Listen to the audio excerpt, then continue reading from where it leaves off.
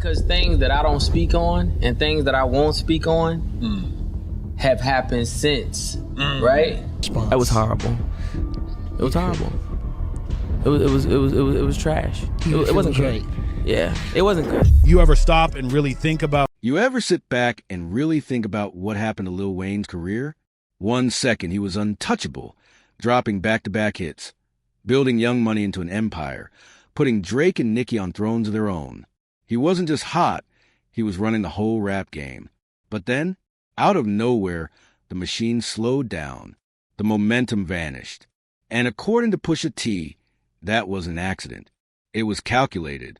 For years, Pusha said Birdman, the man who was supposed to have Wayne's back, was the same one clipping his wings, delaying albums, messing with his bag, locking him into contracts that stretched on forever. It was like Wayne was trapped in a prison cell with glass walls right in front of the world. And the twist? Pusha didn't just call Wayne a victim. He hinted Wayne might have played along, keeping the boss image alive even as everything behind the curtain collapsed. That's the question people still argue. Was Wayne on the illusion, or just stuck so deep in the game he couldn't escape? From the outside, he looked like the king of Young Money, the shot caller, the untouchable big dog.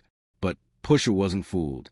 Back in 2012, he blew the whole thing wide open with Exodus 23 verse 1, a diss track that cracked the industry. That one line hit like a bomb. Contract all _ disrupt. Sign to one that signed to another that signed to three. Now that's bad luck. He wasn't just throwing shade. He was exposing the ugly truth. Wayne was a puppet tangled in a mess of contracts. Signed to Birdman, who was signed to Cash Money, which was tied to Universal, stacked with even more layers above it. It was a pyramid built to keep Wayne working without control. His music couldn't drop without a chain of gatekeepers clearing it. So when his projects kept getting delayed, even after Wayne himself swore they were ready, that was a giant red flag fans couldn't ignore anymore. And then came the meltdown. Wayne himself admitted it. He said straight up, Cash Money is broke. The same label he built his empire on told him they couldn't cut him a check. Imagine being one of the biggest rappers alive and hearing your label's pockets are empty. He called Cash Money a prison. Then he hit Birdman with a $51 million lawsuit, royalties stolen, creative control snatched. 51 million.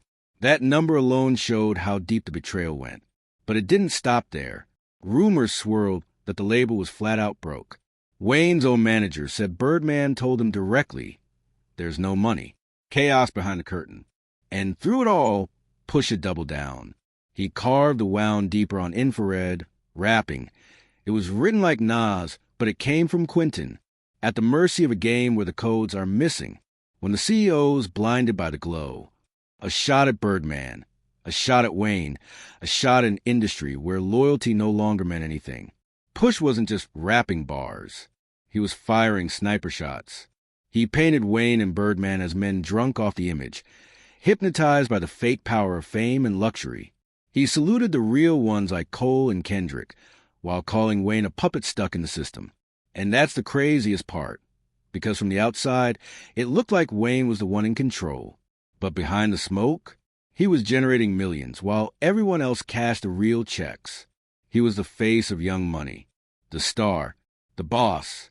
But behind closed doors, he was never really in control. Pusha kept framing Wayne not just as an artist in a bad deal, but as someone trapped on every level, financially, creatively, mentally.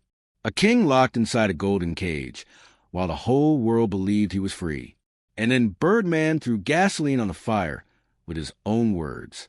He once bragged that every artist who left him never found success without him. Let that sink in. It sounded less like confidence and more like a quiet threat.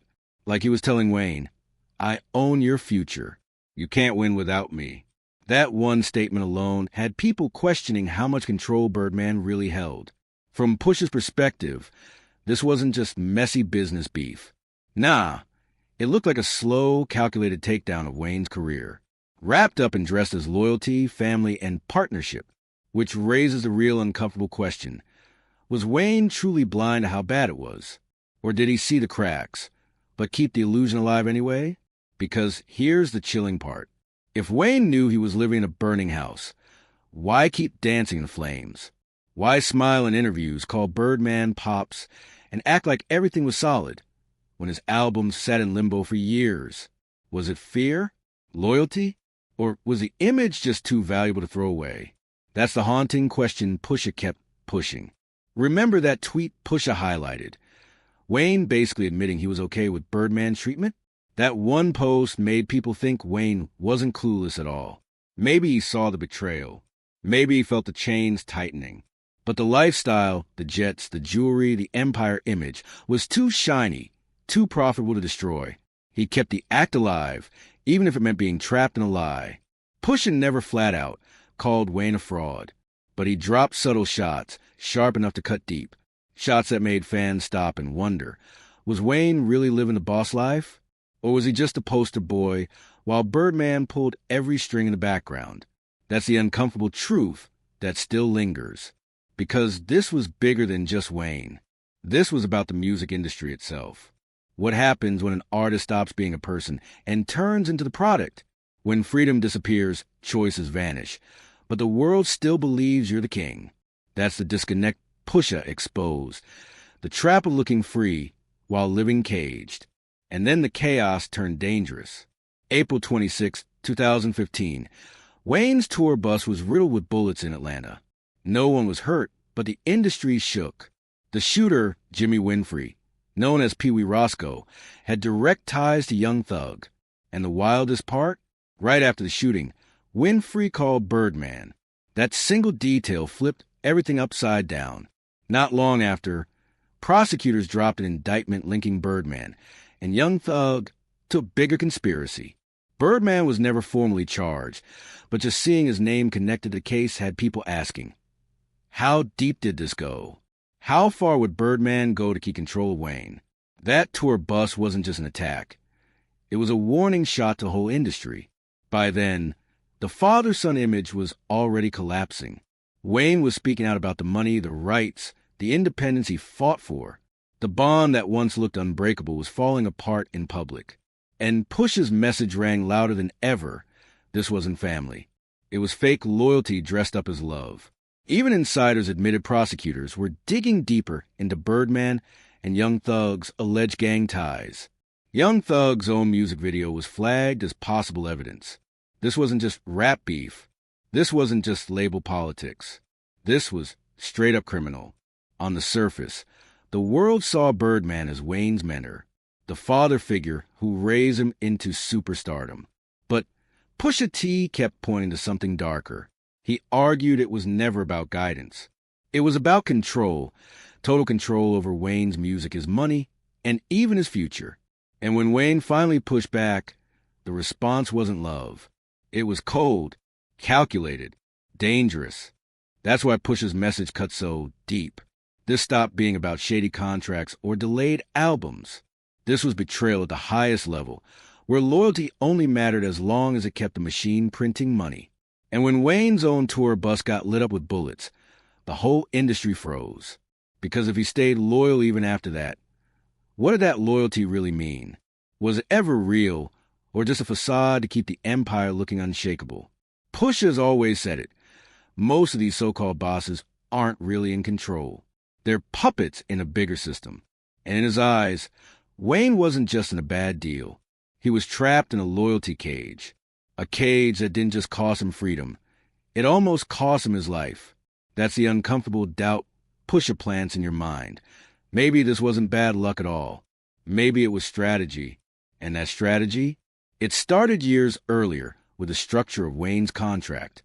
The recording agreement that basically handed Birdman the keys to Wayne's career. On paper, it looked like opportunity. In reality, it was a trap dressed up as a blessing. Birdman controlled the money, the projects, the future.